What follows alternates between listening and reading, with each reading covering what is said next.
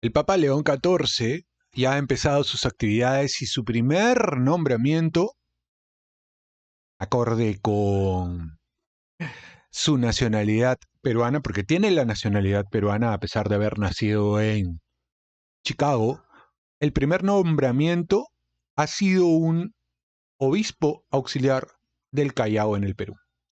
Se trata de Miguel Ángel Contreras Yajaruna, vicario episcopal para la vida consagrada de la diócesis del Callao y superior del distrito América del Sur de los Padres Maristas, asignándole la sede titular de Babra. A ver, esta es una noticia oficial, esta viene de Vatican News. Dice el primer nombramiento de su pontificado. Papa León XIV ha designado al padre Miguel Ángel Contreras Yajaruna como nuevo obispo auxiliar de la diócesis del Callao en el Perú, asignándole la sede titular de Babra. Contreras se desempeña como vicario episcopal para la vida consagrada y superior del distrito América del Sur de los Padres Maristas, según lo informa el boletín diario de la Oficina de Prensa de la Santa Sede, publicado este 15 de mayo del 2025. Hace exactamente una semana, el ex cardenal Roberto Prevost fue designado, fue elegido en todo caso como sumo pontífice de la Iglesia Católica, sucesor de Pedro y que le sigue al Papa Francisco. Y uno de los primeros actos ha tenido que ver precisamente con el Perú. Y de hecho, a la hora que él sale, digamos, luego del anuncio de su elección, lo primero que hace es recordar a Chiclayo, a la diócesis de Chiclayo, en donde ha estado tanto tiempo.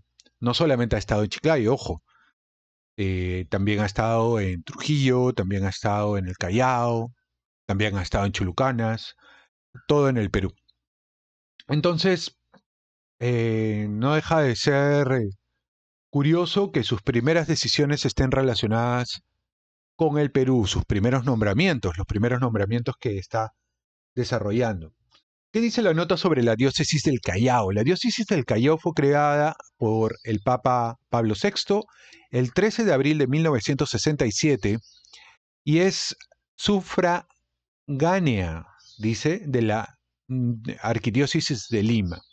Su territorio abarca la provincia constitucional del Callao, incluidas las islas San Lorenzo, Frontón, Cabinzas y Redonda, así como el distrito de Ventanilla, que se incorporó en 1970. Así que esta ha sido, digamos, una de las noticias más importantes del día en torno a sus nombramientos. Se supone que en estos días está por terminar de confirmarse si el primer viaje que haría el Papa León XIV sería a Turquía, a Nicea, un poco con motivo de el concilio de Nicea, ¿no? Que se le recuerda al concilio de Nicea y que marcaría un acercamiento también con la Iglesia Ortodoxa. Por otro lado, una anécdota también de hoy, que de nuevo el Papa León XIV ha recordado del Perú haciendo bromas o recordando las bromas que se están haciendo acá. Dice el Papa León XIV recordó al Perú con cardenales en el Vaticano con divertida broma. Ahora hay 4001 especies de papa. Perú es su patria, afirmó el arzobispo de Rabat, Marruecos, al recordar cómo el sumo pontífice compartía sus experiencias tras casi 40 años de historia en el Perú. Y sabes que en las redes sociales se habla bastante de este tema, porque los estadounidenses están buscando más fotografías del padre Roberto Prevost en los Estados Unidos y hay muy pocas, hay un par apenas. Prácticamente no hay fotos de él, porque la mayor parte del tiempo se le ha pasado acá en el Perú. Hay un par de fotos, hay una en un estadio, hay otras, algunas otras cuando él era muy chiquito y estaba con su mamá y sus hermanos. alguna otra más, pero la mayoría de fotografías están acá. O sea, todos sus recuerdos están acá en el Perú, cosa que lo reafirma como peruano, pues básicamente. Ya, pero ¿qué dice esta nota? Dice, la designación de Robert Prevost como el nuevo Papa, adoptando el nombre de León XIV, fue bien recibida tanto dentro de la Iglesia como a nivel global.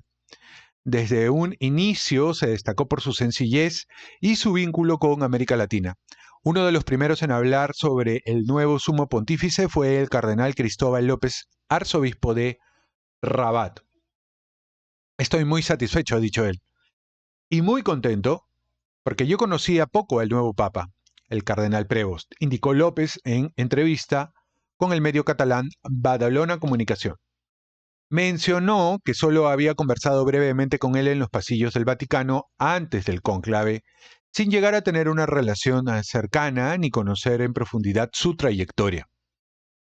Con el paso de los días, el arzobispo empezó a revisar su historia y fotografías y reconoció en Prevost a un líder completo para guiar la iglesia.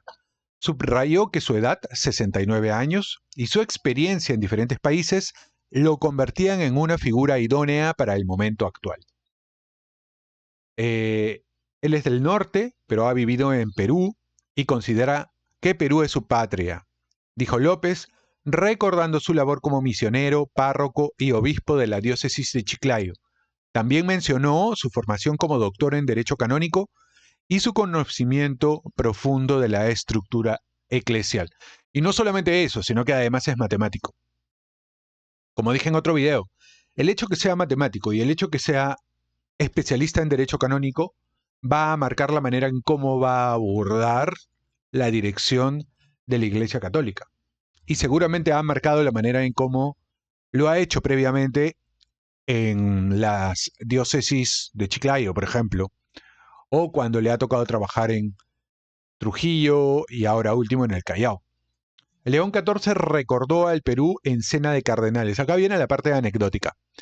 Tras su primer saludo a los fieles desde el balcón de la Basílica de San Pedro, León XIV participó en una cena con todos los cardenales. Al llegar al comedor, preguntó dónde podía sentarse. Uno de los camareros le respondió, donde usted quiera. Entonces eligió una mesa al fondo del salón. Minutos después, al ver pasar a Cristóbal López acompañado por otros cardenales, los invitó a compartir la mesa con él. Durante la conversación hablaron sobre diversos temas, incluida su familia y el motivo por el cual eligió el nombre de León. León XIV. Dice, López contó que el encuentro permitió conocer otra faceta del nuevo Papa. El nuevo Papa tiene un punto de timidez, pero también tiene sentido del humor, expresó. La conversación se desarrolló en un ambiente distendido y todos en la mesa rieron en varios momentos. Al día siguiente, ya con mayor cercanía entre ambos, León XIV comentó una frase que había escuchado desde Perú. Me han llamado de Perú para decirme que ahora hay 4001 especies de papa porque hay un nuevo papa. Le dijo a López, que recibió la broma con sorpresa y alegría.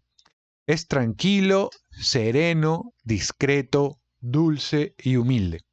En la misma entrevista, el cardenal López valoró la personalidad del nuevo Papa y lo describió con palabras que reflejan la serenidad y empatía. Según afirmó, todos los cardenales en Roma conocían a Prevost por su desempeño como prefecto del dicasterio para los obispos, cargo que asumió bajo el pontificado de Francisco. Yo considero que ha sido verdaderamente la persona ideal, sostuvo. Y además su carácter me convence mucho, es tranquilo, es sereno, discreto, dulce, humilde. O sea, una personalidad que apacigua, que no crea problemas. Añadió que la forma en la que inició su pontificado genera confianza entre los que lo rodean. ¿Ah? López enfatizó que esas cualidades serán clave para afrontar los desafíos actuales de la Iglesia y que su estilo cercano será bien recibido por los fieles. Para él, León XIV se perfila como un papa que sabrá acompañar sin estridencias, con equilibrio y diálogo. En sus primeras intervenciones públicas, León XIV hizo énfasis en la necesidad de promover la paz. En su mensaje inicial, Se refirió a los conflictos actuales en Ucrania y Gaza y pidió a la comunidad internacional mayor compromiso con la justicia y la reconciliación. Habló de Ucrania y habló de Gaza y de los otros países que están en guerra, relató el cardenal López. También mencionó en un encuentro con periodistas, el Papa les pidió ejercer una comunicación desarmada y desarmante. Claro, porque luego habló de la comunicación, el Papa León XIV, habló de la importancia de tener una... Sobre todo se lo dijo a los comunicadores, aunque también incluía a los obispos y cardenales, ¿no? Habló de la necesidad de tener una comunicación transparente, orientada a decir la verdad, sin ambigüedades y olvidando los sesgos ideológicos que eventualmente se pueden que pueden tergiversar la información y el acceso a la realidad.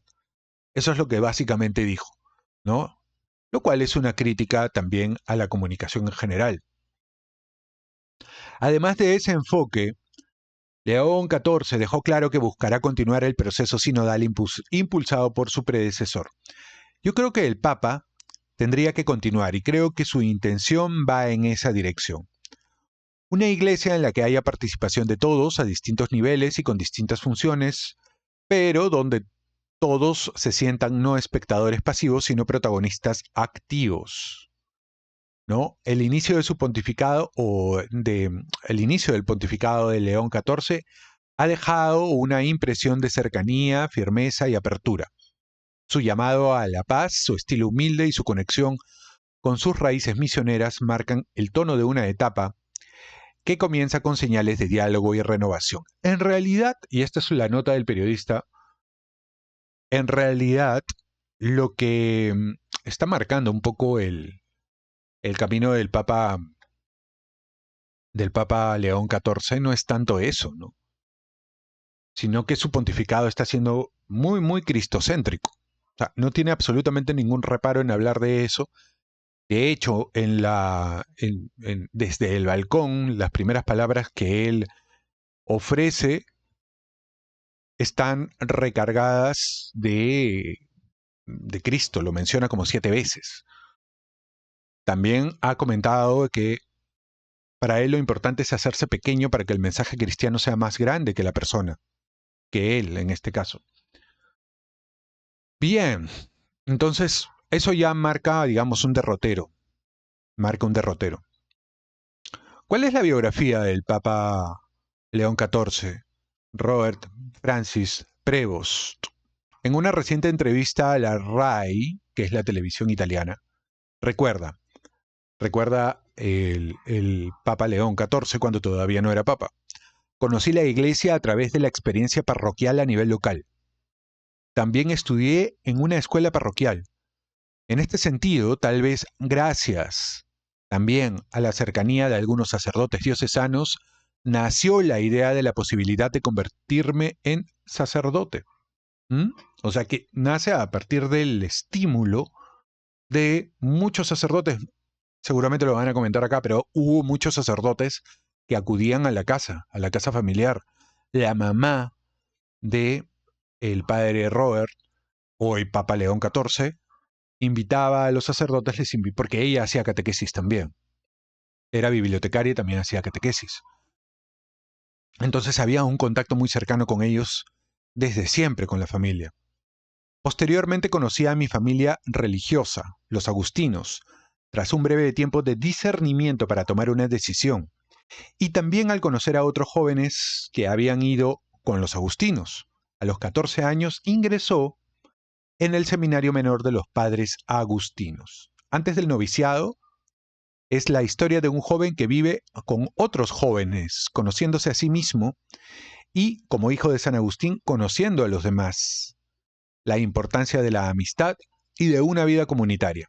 Fue en esos años que nació una cierta inquietud y un deseo de ser misionero, de no quedarme en mi país, sino de participar en algún tipo de actividad como sacerdote o religioso.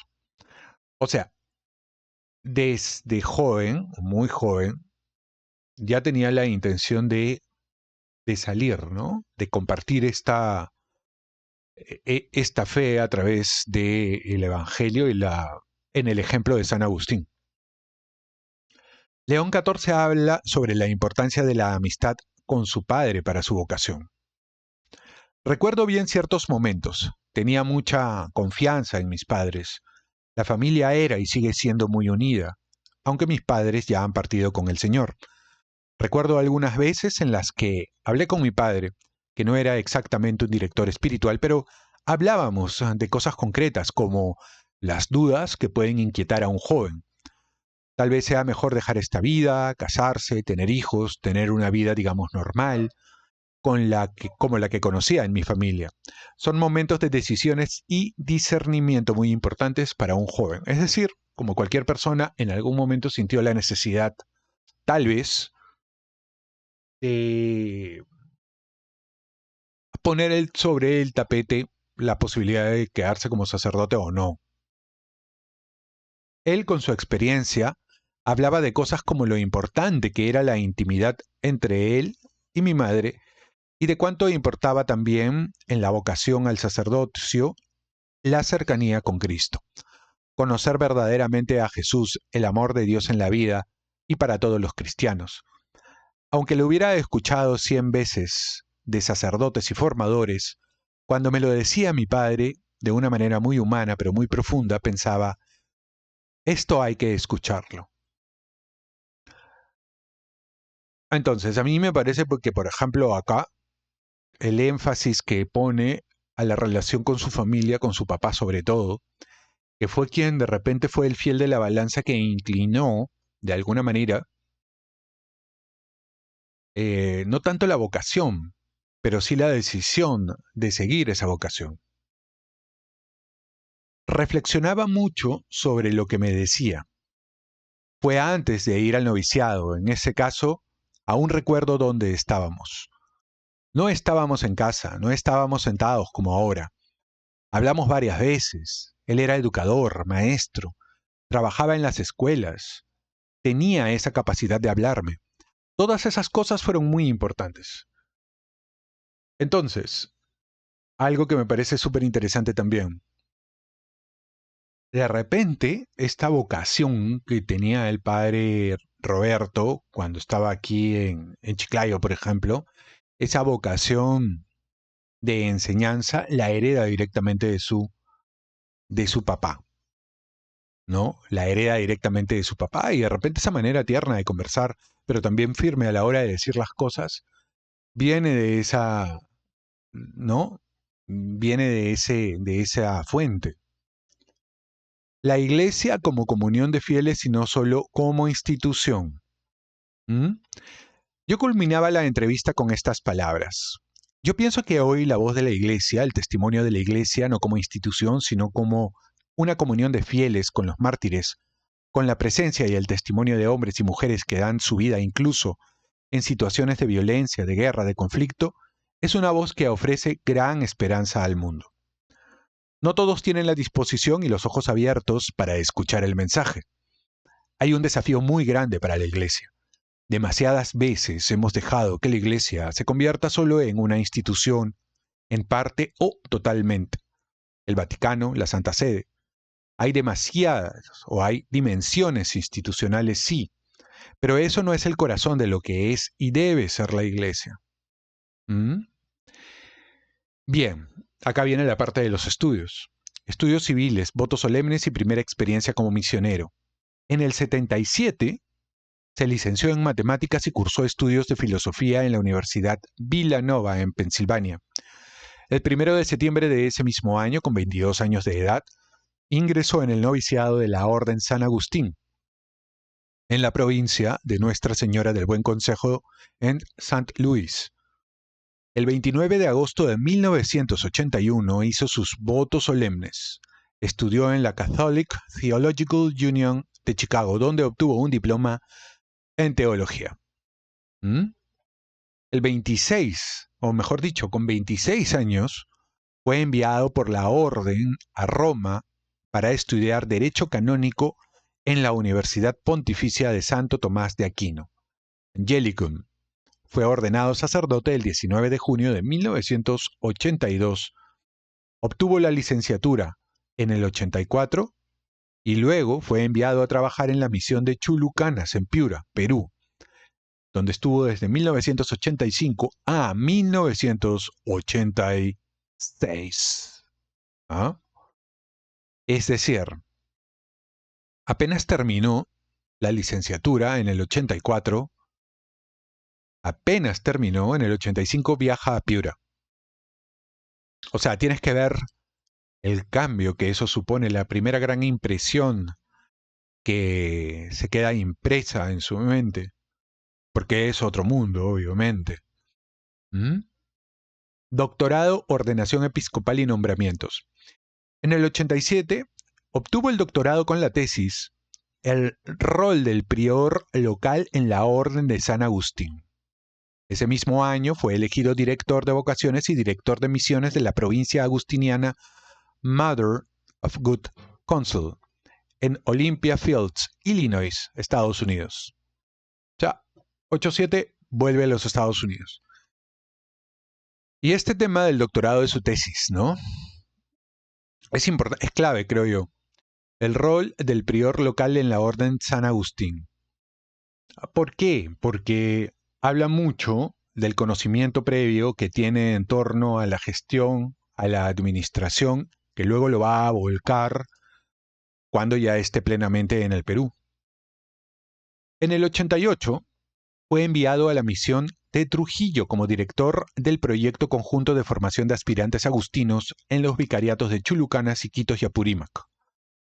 Allí desempeñó los cargos de prior de comunidad entre el 88 y el 92. Ojo que acá estamos hablando de plena etapa del terrorismo. O sea, él se ha ganado con todo esto. Con los apagones. Él se ha ganado con la crisis económica. Él se ha ganado con el terrorismo. Él se ha ganado con las crisis políticas de la época. Luego, director de formación de 1988 a 1998 y formador de profesos de 1992 a 1998. En la arquidiócesis de Trujillo fue vicario judicial entre el 89 y el 98 y profesor de Derecho Canónico, Patrístico y Moral en el Seminario Mayor San Carlos y San Marcelo. O sea, además ha sido profe. Derecho Canónico, Patrístico y Moral, es decir, todo lo que tiene que ver con los primeros cristianos y todo lo que tiene que ver con la coherencia entre la moral y las leyes, él lo tiene absolutamente claro. En 1999 fue elegido prior provincial de la provincia Mother of God Council en Chicago. 2 años y medio después, el capítulo general ordinario lo eligió prior general, cargo que le fue confiado nuevamente en el capítulo general ordinario del 2007. En octubre del 2013 regresó a su provincia, Chicago, como formador de profesos y vicario provincial, cargos que ocupó hasta el 3 de noviembre del 2014, cuando el Papa Francisco lo nombró administrador apostólico de la diócesis de Chiclayo en el Perú, elevándolo a la dignidad episcopal y asignándole la sede titular de su FAR. El 7 de noviembre tomó posesión canónica de la diócesis en presencia del nuncio apostólico, James Patrick Green. Fue ordenado obispo el 12 de diciembre, fiesta de Nuestra Señora de Guadalupe, en la catedral de su diócesis. El lema episcopal de León XIV es In illo uno unum. En el único Cristo somos uno, tomado de San Agustín. Fue obispo de Chiclayo desde el 26 de noviembre del 2015. En marzo del 18 fue elegido segundo vicepresidente de la Conferencia Episcopal Peruana, al servicio de la Iglesia desde Roma. El Papa Francisco lo nombró miembro de la Congregación para el Clero en el 2019 y miembro de la Congregación para los Obispos en el 2020. El 15 de abril de ese año, el Papa lo nombró administrador apostólico de la diócesis del Callao. En enero del 2023, el Papa Francisco lo nombró prefecto del Dicasterio para los Obispos y presidente de la Pontificia Comisión para América Latina. Fue creado, y esta es un poco ya los prolegómenos a su investidura, fue creado y proclamado cardenal por el Papa Francisco en el consistorio del 30 de septiembre del 2023 con la diaconía de Santa Mónica. Ha sido miembro de los dicasterios para la evangelización, sector para la primera evangelización y las nuevas iglesias particulares, la doctrina de la fe, las iglesias orientales, el clero, los institutos de la vida consagrada y las sociedades de vida apostólica, la cultura y la educación, los textos legislativos, la Comisión Pontificia para el Estado de la Ciudad del Vaticano.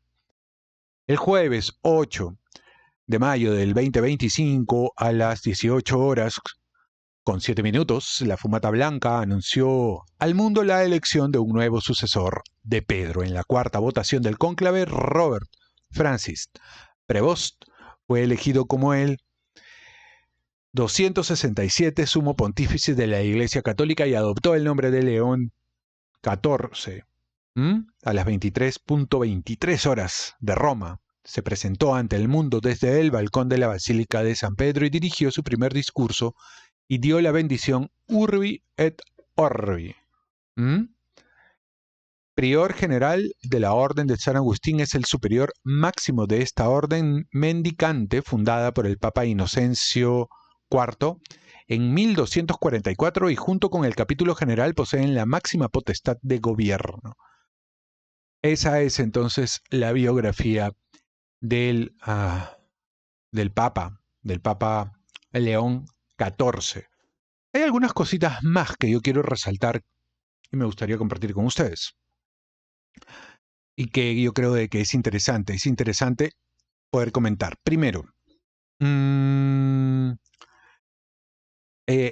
se ha comentado mucho de las prendas que ha vuelto a utilizar el Papa León XIV, las prendas papales, que han sido diferentes a las utilizadas, a las vestidas por el Papa Francisco a la hora que él acepta el encargo de ser pontífice, obispo de Roma, papa de la Iglesia Católica.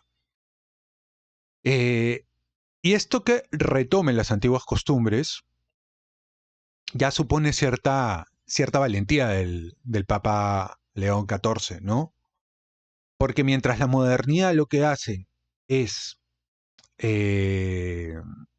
ahondar en las novedades, hay que ser valiente para ir un poco en contra de la corriente. Luego, lo primero que hace el Papa León XIV es, a la hora de su saludo, desde el balcón de San Pedro, hablar de Cristo resucitado, sobre todo, ¿no? Y lo ha mencionado 7 veces, como dije hace un rato, en su mensaje, ¿no? Mientras que en otras situaciones no ha sido así. Luego también dijo algo bien interesante, que yo creo que es digno de destacar. Mencionó el mal no prevalecerá. Pero claro, para el oído desavisado, de repente esto es algo, un lugar común, tal vez una frase hecha. Pero tal vez lo dijo en un tono más bien teológico, con una convicción escatológica incluso. Luego también en su sermón ha vuelto a repetir que Cristo es el único Salvador. Esto no es así, o sea, me explico. Probablemente sea una cosa muy obvia, pero era algo que ya se estaba dejando de decir en el mismo Vaticano, ¿no? O sea, ya no se hablaba de esa manera, o sea, se era más bien condescendiente con otras creencias o con otras religiones. Luego ha hablado también del sacramento del orden sacerdotal, ¿no? Como un servicio oblativo, y de la sinodalidad, que también ha sido un tema complejo dentro de la misma iglesia, como un camino de escucha común, pero ha subrayado que esos caminos, esas actitudes, se van a continuar bajo el cauce de la obediencia a la verdad revelada. Habló de recoger la herencia espiritual y actuar bajo la guía del espíritu y la tradición. Algo que también comenta, pastores atentos a la voz de Dios más que a las corrientes del mundo. ¿no? Chesterton decía, queremos una iglesia, no queremos una iglesia que se mueva con el mundo, queremos una iglesia que mueva al mundo, decía Chesterton. Y este tono que nos ha hecho recordar ahora suena un poco, nos hace recordar un poco más a Benedicto XVI, tal vez. Sin embargo, también es cierto que León XIV ha asumido la herencia de Francisco, ¿no? Los pobres, la justicia social, el cuidado del medio ambiente, pero todo esto enmarcado en un marco teológico tradicional, dejando atrás de repente una concepción teológica un poco más desordenada o ambigua. Luego, hay otra cosa que me parece bien interesante. Debido probablemente a que el Papa es matemático, o a que el Papa es canonista, es decir, abogado, tiende a hacer más, a sistematizar. Y todas sus intervenciones formales tienden a ser escritas, es decir, hay una preparación previa. Y preparar algo, escribir algo, obliga a que sistematices, poner en blanco y negro tu cerebro en un papel. Y eso es súper importante, para no generar confusión. Bien, no solamente, bueno, no solamente son los temas que tienen que ver con la vestimenta, ¿no? Sino es más bien todo esto que yo les he ido mencionando. Retos para el Papa León XIV. Los retos que vienen están orientados precisamente a esa reevangelización que es súper necesaria en el planeta y también en todo lo que atañe a las guerras que están empezando a desarrollarse.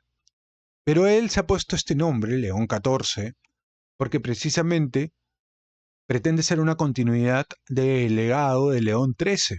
León XIII, ya saben, escribió una encíclica, Rerum Novarum, sobre todas las novedades, en donde aborda, enfrenta, ataja lo que en aquella época, estamos hablando de finales del siglo XIX, representaban una novedad antropológica y sociológica, el arribo de la revolución industrial con las grandes compañías, la manera como los capataces, los patrones, trataban a la gente en aquella época, al obrero, y la respuesta desde el marxismo a ese tipo de injusticias. ¿Mm? Entonces el Papa León XIII consideró que la Iglesia tenía que tener un posicionamiento en torno a esos temas, atajar esos temas de alguna manera e incidir en, por ejemplo, la dignidad del trabajador, la dignidad propia del trabajo, las relaciones entre el patrón y el trabajador, la propiedad privada, los alcances de la propiedad privada y los alcances del bien común. O sea, son varios elementos que están allí en Rerum Novarum. Entonces, uno de los objetivos que tiene en este momento el Papa León XIV es precisamente atacar las novedades contemporáneas que tienen que ver con la cuarta revolución industrial, que es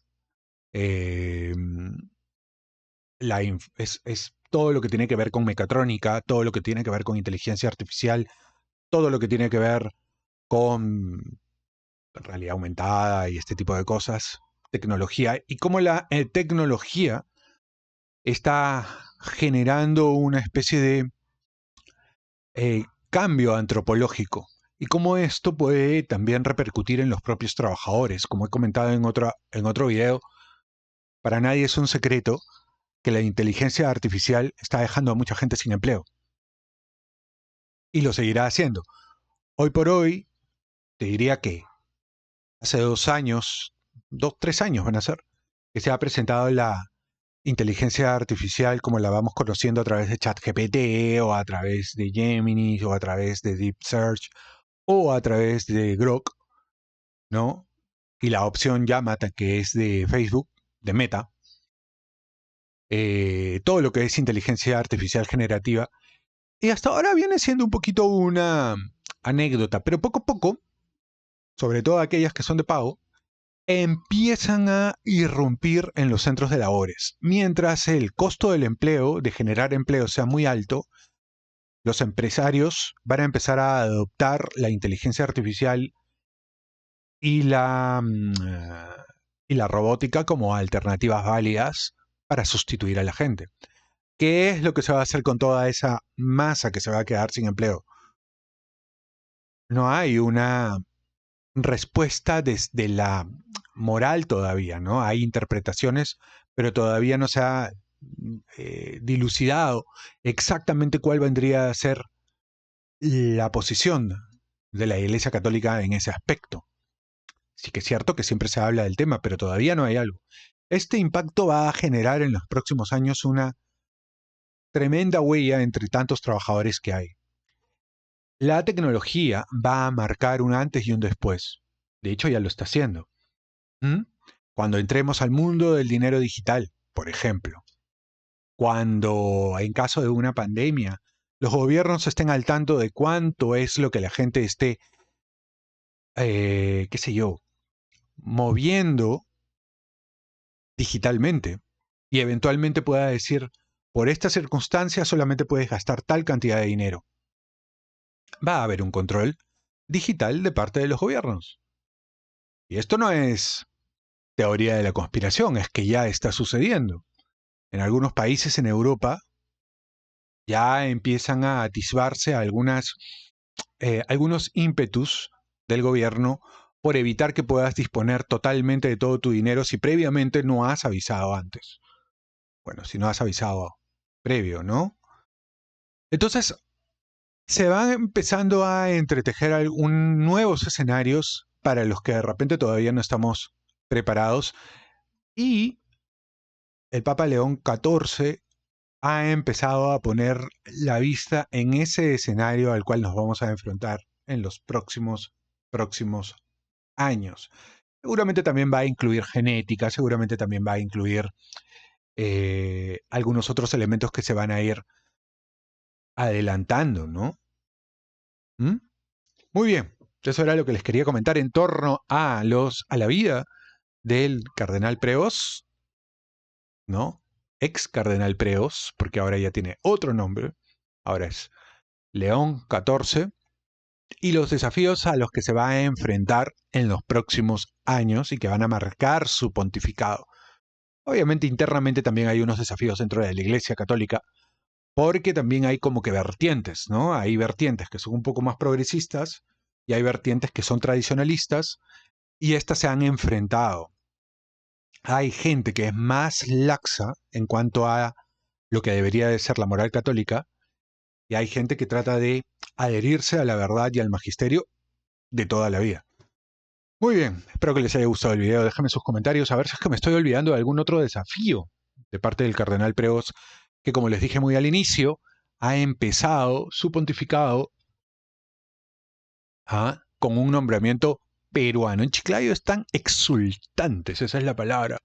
Están súper felices, ya no caben más en la felicidad. Y yo me acabo de dar cuenta que yo he almorzado, cuando he estado por Chiclayo ya hace tiempo, en uno de los restaurantes que dicen que era el preferido del Papa. Uno no sabe, de repente me he cruzado yo también con él. Muy bien, ya nos vemos en el siguiente video. Chau, chau.